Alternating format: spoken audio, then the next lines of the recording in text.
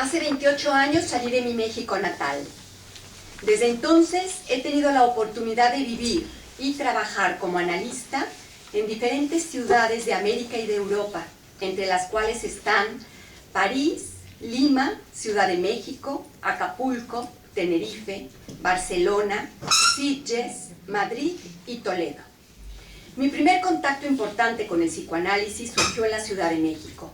Yo había sido elegida para trabajar en el equipo de médicos de la Clínica Craneofacial del Hospital Manuel G. González, fundada y dirigida en aquel entonces por el prestigioso médico Dr. Fernando Ortiz Monasterio. La idea de esta clínica craneofacial era atender pacientes con problemas múltiples, físicos y psíquicos, por lo cual el equipo estaba constituido por médicos de todas las áreas: cirujanos, genetistas, dentistas, psiquiatras. En aquel tiempo yo estaba en la sección quirúrgica, pero el jefe del equipo de psiquiatría era un gran amigo mío. Él me introdujo en el mundo del psicoanálisis y de pronto me vi escuchando los problemas de los pacientes a quienes habíamos operado. Inicié un tratamiento analítico personal porque el trabajo en esa clínica era muy complicado. Durante mis sesiones analíticas comprendí que mi deseo estaba en el psicoanálisis. Se me abrió un mundo nuevo, sorpresivo y fascinante, cuando me di cuenta de que efectivamente la reconstrucción craneofacial quirúrgica era muy importante, pero igual de importante era la reconstrucción psíquica de aquellos pacientes. Mi deseo se incrementó cuando mi amigo y colega psiquiatra desencadenó una psicosis. Fue en ese momento que me puse a estudiar la maestría de psicoanálisis en México. La mayoría de los colegas de mi generación no tuvimos la oportunidad de conocer personalmente a Jacques Lacan, ni tampoco de analizarnos o supervisarnos con él. En mi México natal, la enseñanza lacaniana empezó a conocerse unos años antes de que Lacan falleciera. Así que podemos decir que en la Ciudad de México, la enseñanza lacaniana inició hacia los años 80 y que en aquel año de 1982 se abrió un centro de estudios lacanianos. Varios de los colegas mexicanos que van a participar en este coloquio, incluyéndome, hicimos nuestra maestría en este centro de estudios. Algunos de nosotros, al finalizar los estudios de la maestría, nos fuimos a París para continuar con nuestra formación. En aquel tiempo la mayoría de los colegas mexicanos íbamos directo a París 8, pues allí es donde habían ido nuestros compañeros de maestría. En París continué con mi análisis personal con una analista francesa, y fue precisamente en París cuando un buen día mi propio análisis llegó a su fin.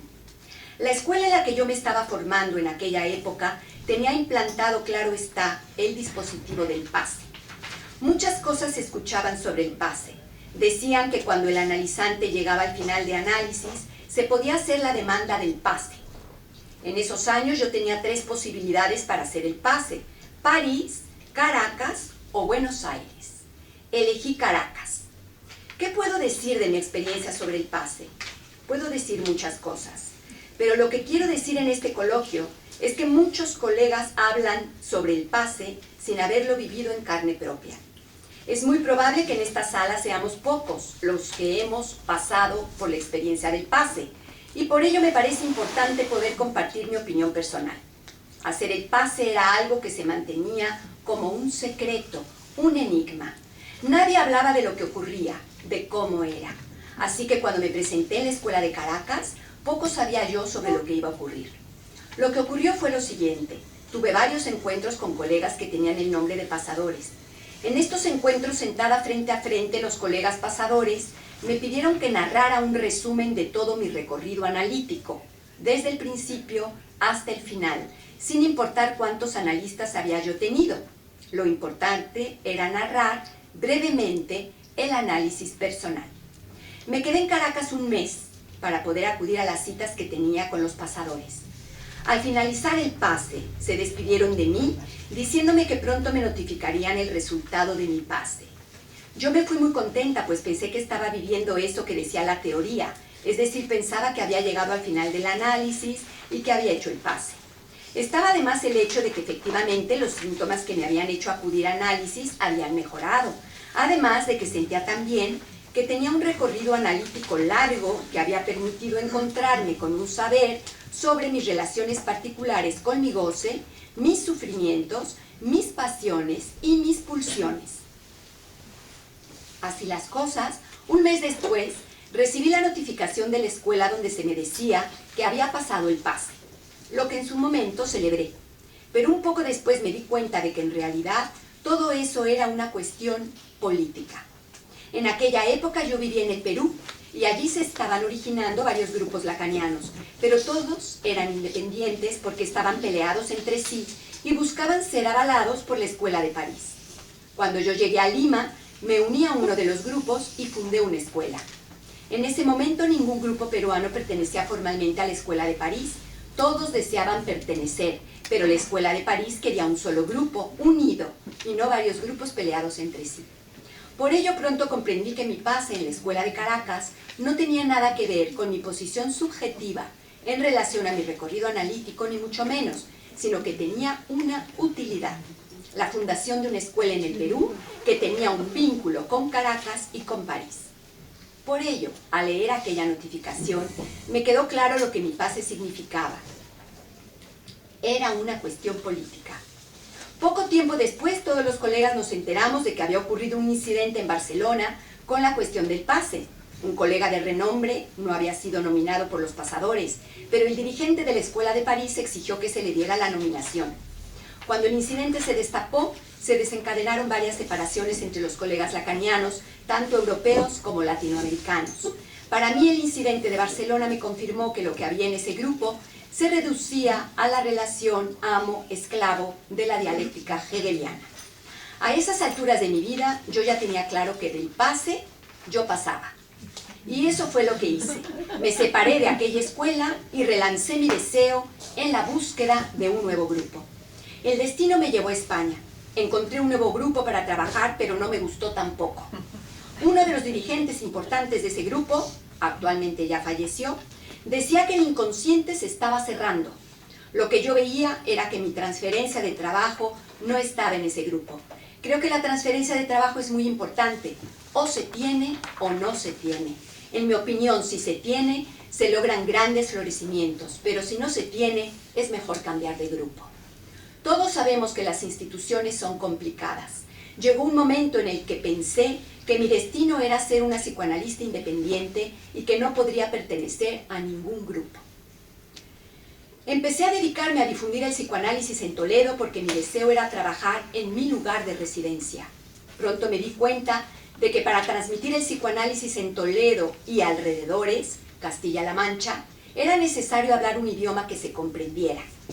El léxico lacaniano no iba a tener entrada en una España profunda. Comprendí que mi labor no era dar clases en la universidad, ni tampoco formar analistas estudiosos de Lacan. Mi destino era difundir el psicoanálisis a otro nivel, entre la población española que no tenía muchos conocimientos ni de Freud ni de Lacan. Me pregunté si este deseo podía ser bien recibido por algún grupo de psicoanalistas. Yo creía que era difícil y por ello mi alegría fue enorme cuando encontré en mi camino a la Fundación Europea para el Psicoanálisis. Siempre he pensado que lo más complicado en el fondo es lograr transmitir conceptos difíciles de manera clara y sencilla. En mi opinión, mientras un colega se enreda más en el concepto, es porque no lo entiende y de alguna manera lo hace difícil para esconder su propia ignorancia. Mi deseo por transmitir un psicoanálisis más asequible me llevó a tener la idea de crear los monólogos femeninos. Esta actividad cultural tiene como objetivo alzar la voz contra la violencia hacia los seres vivos en todas sus formas, haciendo intensas reflexiones sobre el psicoanálisis y la cultura. Yo quería que en nuestro grupo los hombres estuvieran también incluidos para trabajar por nuestra causa. No quería que solo habláramos de violencia de género, sino de la violencia en general. Mis monólogos femeninos fueron mal recibidos por muchos colegas. Decían que no era ortodoxo, que no era riguroso, que no era digno de la función del analista. Pero a esas alturas mi deseo había cogido una fuerza enorme y había encontrado una certeza. Lo que yo deseaba era construir un grupo de colegas donde se pudiera trabajar con respeto y libertad. Pero yo deseaba que ese respeto y esa libertad se diera de manera recíproca, es decir, que así como yo decido respetar el trabajo de mis colegas, también exijo el mismo respeto hacia mi trabajo. Y por otro lado, me parecía muy importante lograr trabajar con colegas rigurosos en lo que a mi parecer debe ser el deseo del analista, la ética.